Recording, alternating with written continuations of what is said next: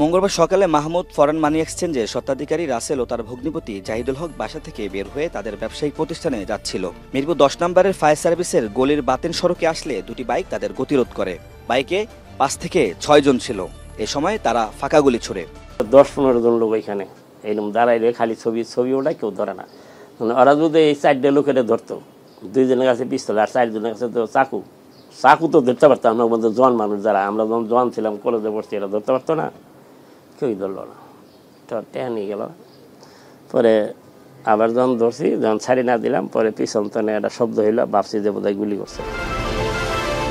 ছিনিয়ে নেয় দেশি বিদেশি সব মিলিয়ে প্রায় 30 লাখ টাকা। দুর্বৃত্তরা ধারালো ছুরি দিয়ে আহত করে জাহিদুল হককে।